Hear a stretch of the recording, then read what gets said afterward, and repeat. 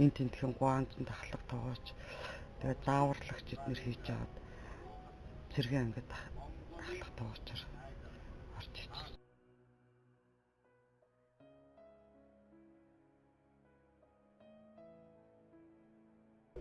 Тухайд гэмтээсэн хүмүүс маань яг юуны дахин хагалгаанд орохын төмөр тавихны мөнгө гээд өгчээсэн боловч дараад нь мөнгө төгрөг ихэд эргэж одоо юм хэрэг сөхөн гэдэг тэгэхээр гэр оронд ир согтуу мохтоо одоо ээжтэйгээ жоохон насны хүүхдээ гэж төгсөж тэр юм банк дарамтлал одоо тэгдэг гэсэн болохоор чамаас мөнгө төгрөг авахгүй ч одоо намайг 50 байлгах гэсэн үгнээс цагдаа гэхгүй тэгээд өнгөрсөн.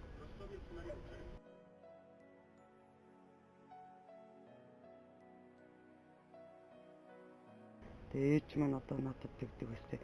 Жохон багт нь хөлд оруулж ирсэн. Том болохоор нь ч ихсэн одоо гэмтсэн ч гэсэн ээж нь өгөхөөс хөлд оруулж өгнө. Намайг эмчнэр бол тэрэгцээр суу нөхөс сэрэхгүйгээр одоо тэрэгцээр л байх юм байна гэж санал болгочихсон ч гэсэн би ээжтэй одоо тэрэгцээр суухгүй таягтаа ч гэсэн ингэж тоссон гэж харагдахыг айгүй хүссэн. Маш их тасгал хийж, маш их одоо эмчилгээ хийх зөө бариад цусл хийлгэж тэгээ өөрөө ч гэсэн сэтгэл санаагаа маш их хаттай байж тэгснийхээ үүднээс юм хоёр тайван дээр бас. Тэгээ эмчнэр маань тэгдээ энэ бол одоо гайхамшигаа ингэж одоо нурууны гэмтэлтэй хүн бол босдох юм аа гэж тэгж ярьдаг.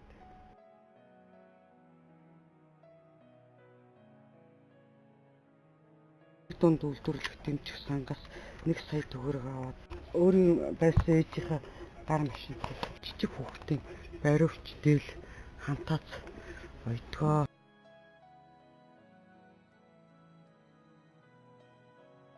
Автобусанд ингээд хүний тусламжтайгаар ингээд сууж ярихлаар автобус ч нь одоо чирж явна. Нэг удаа өөрийнхөө доотлын буудлаас зэхүүтэйгээ автобусанд суух гэж байгаа чирэгдээд хурдаар цагаас хоцроод байна гэх кондуктор нь хичээгээ төшөөд аваач гэдгсэн чинь төшөж авахгүй хаалгатан цуг гараа ингэж оруулаад тэгээ гар маань нөгөө авчихдаг гараа гаргаж чадахгүй болохоор нэг хүлээ авч чадахгүй чирэгдээд нэлээ их хол чирэгдсэн буудлаас.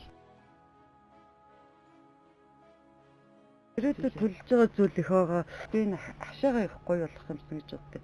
Мод тариа, цэцэгтэй тэгээд багахан хэмжээний өөрийнхөө л хэрэгцээний хангадаг тэр ногоо тарьчдаг. Тэгээд дахиад байна, галуу байна, цэцэг гэрүүлтэ тэрүүгээрээ одоо өдрийнхөө хэрэгцээний өндгөө хангацдаг. Айл аймагтаа бас ингээ борлуулалт ингээ хийчдэг. Борлуулалт хийхлээр эргээд дахианыхаа тэжээлийг л авна шүү дээ. Одоо тэг төлөвлөгөөг ингээ боловсруулсан юмнууд бол байгаа.